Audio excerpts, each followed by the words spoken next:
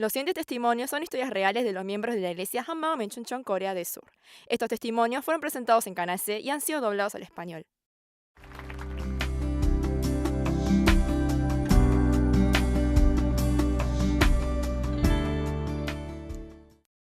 Hola, soy Eugene Kim de la iglesia Hammam Menchunchon. Crecí estudiando en los Estados Unidos y hasta me aceptaron en la universidad de la Ivy League. Sin embargo, viví vagabundeando en la vida. Me gustaría compartirles mi testimonio sobre cómo luego de encontrarme con Jesús resucitado, mi vida vagabunda terminó. Yo tenía calificaciones excelentes, sin embargo, siempre miraba mis debilidades comparándome con otras personas y exigiéndome a mí misma. Viví una vida muy difícil. Cuando estaba en tercer grado, fui con mi papá a una ciudad de Texas en Estados Unidos.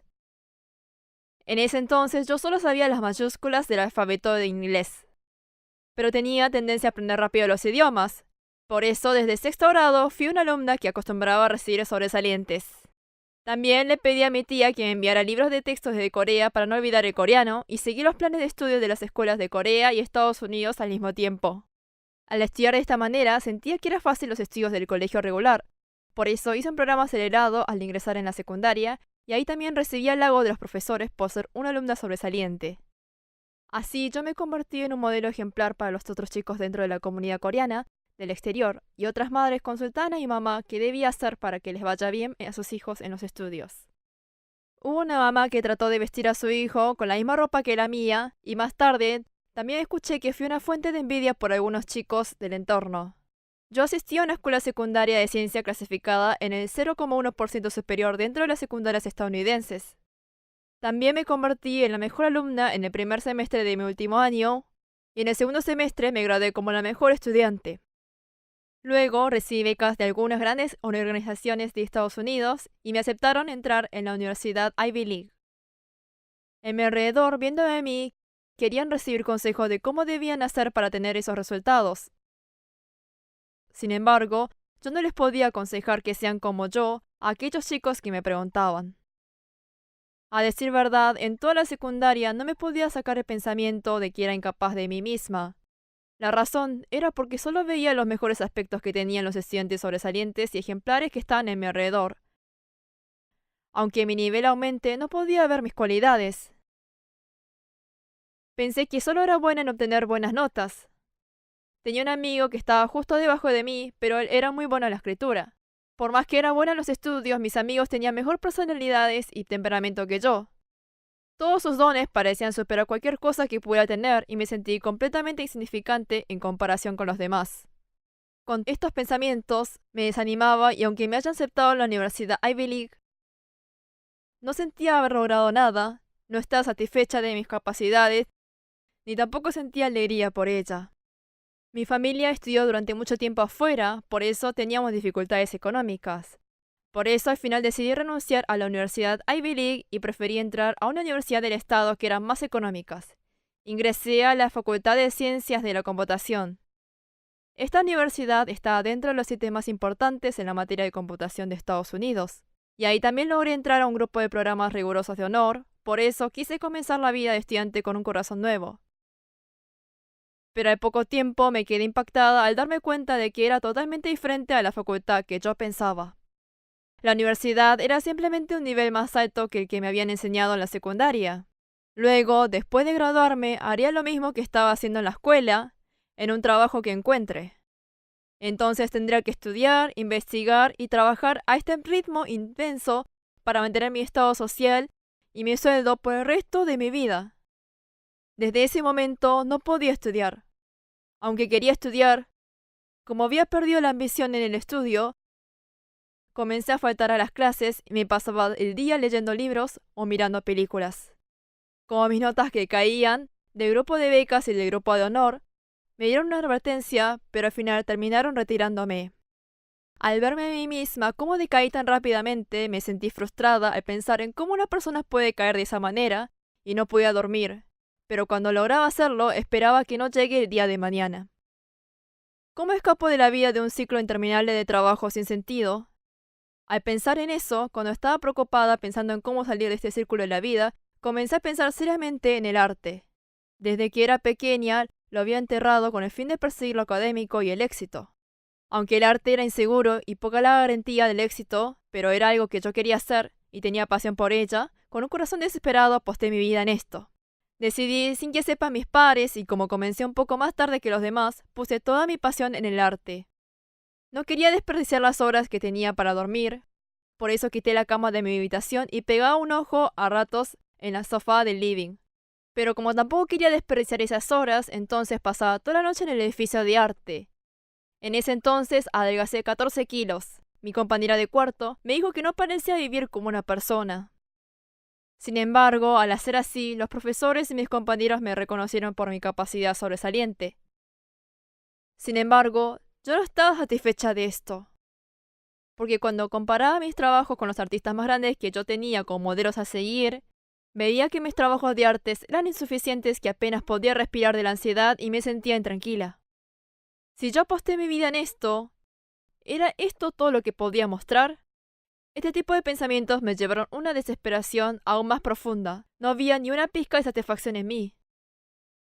Cuando me estaba cansando por estos pensamientos, un día sucedió que un estudiante de otro estado mató a disparos a 32 personas de su misma facultad. Ese día yo tenía que entregar un proyecto importante que dependía del 30% de mis notas de mi materia, pero no fui a entregar ese proyecto, sino que me pasé todo el día buscando esta noticia de disparos y llegué a ver que yo concordaba exactamente lo mismo que con este estudiante. En ese momento pensé, yo no debo seguir así.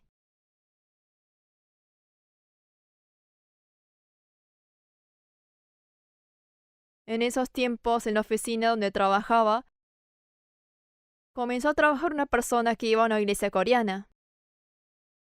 Yo, observando a aquella persona, pensé que yo también quisiera ser como él.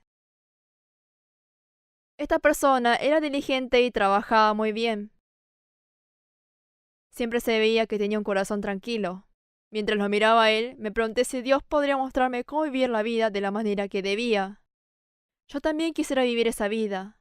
De esa manera, esta persona me compartió el Evangelio y decidí ir a la iglesia. Pero mientras iba a la iglesia estaba pasando por la crisis más grande de mi vida. Era un problema tan grande que no se comparaba con las preocupaciones que tuve hasta ahora en este mundo. La iglesia no hablaba de cuestiones de este mundo, sino que hablaba del cielo y el infierno. Yo quería ir al cielo, pero en ese estado no tenía la seguridad de poder ir al cielo. Mientras más escuchaba la palabra, en vez de tener la confianza de ir al cielo, era cada vez más grande la inseguridad de que yo nunca iba a poder ir. Yo no podía hacer nada hasta que resuelva este problema. Pero en medio de todo esto, había regresado a Corea para renovar mi visa y graduarme en la universidad de allí. Pero no podían renovarme la visa, por eso no pude volver a los Estados Unidos. Pensé, por mi corazón tan endurecido y por no arrepentirme, Dios me hizo volver a Corea. No pude resolver el problema de la salvación que llegué a tocar el piso y me llené de odio y rencor hacia Dios. Perdí toda esperanza de vida y durante un año estoy viviendo encerrada en el cuarto sin ver a nadie más que a mis padres. Hasta que de la iglesia de Estados Unidos que estaba asistiendo me llamaron diciendo que vaya a la iglesia Hammaum de Chuncheon y me enviaron videos de testimonios en donde las personas resolvieron el problema de la salvación. Yo pensé que ahí podría encontrar la respuesta y fui a la iglesia Hammaum. Ahí comencé a compartir con una hermana. Era la primera vez que me encontraba con alguien después de un año. En ese momento estaba tan oprimida que no podía ni mirar a los ojos de una persona y tenía la cabeza cabizbaja. Aunque me hacían una pregunta fácil, yo tardaba en contestar y contestaba unas pocas palabras. Yo no pude retener nada de la palabra y además estuve un año estancada. Sin embargo, al oír muy seguido la palabra, comencé a escuchar sobre la resurrección. Yo creía en que Jesús era una figura real, pero el hecho de la resurrección parecía que podía creerlo si entraba profundo en ella. El mayor problema que tuve para confirmar la resurrección fue que no había evidencia que satisfaciera mis 5 sentidos como alguna foto o video. La evidencia más decisiva de la resurrección eran los testigos que decían haber visto la resurrección. No solo tenían la seguridad del acontecimiento, sino que apostaron sus vidas frente a esta verdad. Sin embargo, yo no estaba satisfecha de esto. Fuera de la certeza del hombre, Yo esperaba algo más. No estaba satisfecha con la muerte de aquellas personas. Pero un día me di cuenta que mi problema no era la falta de pruebas sobre la veracidad de la resurrección de Jesús. Ese día me estaba fastidiando de tanto pensar en la resurrección de Jesús. Para mí, era un problema muy difícil. Pero no pude solucionar este problema y llegué a pensar que toda mi vida sería insignificante y que las relaciones de las personas no tendrían sentido si no llegaba a ser un testigo de la resurrección de Jesús. En medio de esta situación nos pidieron que un amigo de la iglesia y yo le compartiéramos el Evangelio a alguien. Antes de salir a compartir el Evangelio, fuimos a una reunión en donde compartimos contenidos del Evangelio. En esa reunión, una palabra me fue clavada de una hermana que dijo: yo estaba juzgando según mi criterio. En ese momento, yo supe claramente. Yo podía decir que sucedió la resurrección de Jesús. Sin embargo, pensaba que la evidencia era insuficiente porque no estaba conforme con ella. Pero según lo que dijo esta hermana, es que estaba buscando una prueba de la resurrección que me satisfaciera a mí, y me di cuenta que estaba perdiendo el tiempo. Yo dejé de verlo desde mi punto de vista y comencé a ver el hecho de la resurrección desde el punto de vista objetiva. La resurrección fue algo que ya sucedió. Hasta los historiadores que no creen en la resurrección de Jesús concluyeron en los registros de que ya sucedió. Y además, viendo desde el punto de vista objetivo de los discípulos que testificaron la resurrección de Jesús apostando sus vidas, pude confirmar en mi corazón que los discípulos se encontraron con Jesús resucitado. Si no hubiesen visto la resurrección y no hubiesen confirmado la existencia del reino eterno, no hubiesen apostado sus vidas y sus muertes en solo esto. La resurrección de Jesús no es un hecho que va a desaparecer aunque no me conforme. La resurrección era una verdad. Era la noticia más segura de este mundo. Pero un día, durante la oración de madrugada, me acordé de un pasaje de 2 Corintios. Poneos a prueba para ver si estáis en la fe, examinaos a vosotros mismos, o no reconocéis a vosotros mismos de que Jesucristo está en vosotros, a menos de que en verdad no paséis la prueba. Dios, yo necesito saber esta prueba. Yo estaba orando así. Pero mientras estaba orando me vino a la mente este pasaje. Porque para esto Cristo murió y resucitó, para ser Señor tanto de los muertos como de los vivos. Y pude ver toda mi centralidad malvada. Estaba mirando mi insuficiencia, mis debilidades, mirando todas las cosas menos la evidencia de la resurrección de Jesús que Dios me dio. Estaba ignorando completamente a Jesús. Esto era un pecado muy vergonzoso y malvado. Ignoré completamente a aquel que murió por mí en la cruz y resucitó, siendo mi dueño.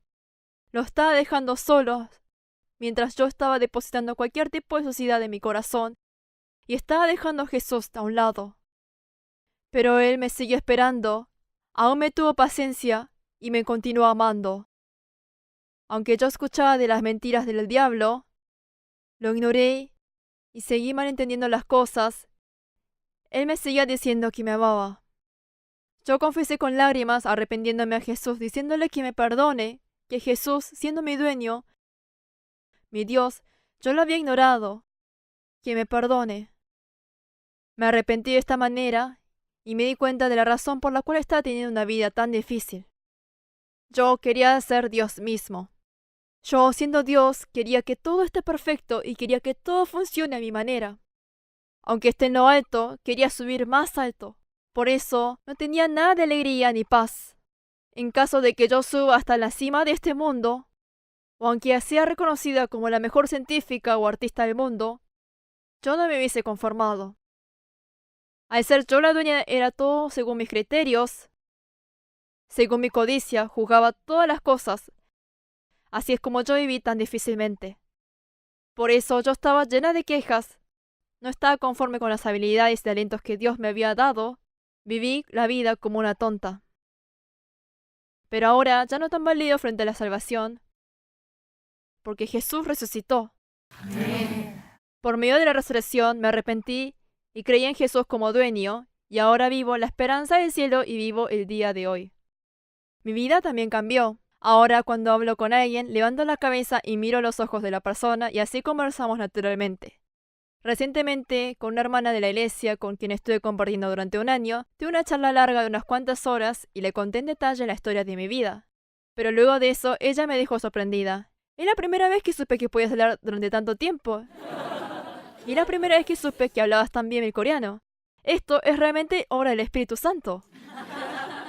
Yo era una persona extremadamente individualista. Hasta con mi familia trazaba un límite que no podían invadir y los consideraba enemigos. Pero el Señor todo en Jesús resucitado puede compartir mi vida con la comunidad de la iglesia sin juicios, ni condenas, ni temores. Ahora no es una carga estar junto a ellos. Además, se resolvió la culpa de limitar mi personalidad y el pesimismo que tenía en las relaciones interpersonales. Ahora mi trato con las personas es tranquilo, sin preocupaciones ni temores, y estoy yendo junto a la comunidad de la iglesia a evangelizar. En un comienzo me comparaba a mí misma con otros miembros dentro de la iglesia y viendo la debilidad de mi fe me oprimió un montón al pensar que tenía que alcanzarlos rápidamente. Sin embargo, al esclarecerse el Evangelio, me di cuenta que no hacía falta todo esto. Actualmente, en estos momentos, estoy ayudando en el doblaje en inglés de los testimonios de los miembros de nuestra iglesia. Yo hasta ahora quería subir alto por mí. No tenía satisfacción y estaba vagabundeando. Aunque tenga habilidad y talento, usándolo para mí, nunca podía estar satisfecha. Pero cuando lo utilizo para el Señor, aunque sea un talento chiquito, me di cuenta, mientras más hacía los doblajes, que hay una verdadera satisfacción y alegría. Lo importante no es cuánto talento o habilidad poseo, sino para quién estoy viviendo ahora. Esto era lo más importante. El vivir para el Señor me hace una persona feliz y alegre. Muchas gracias.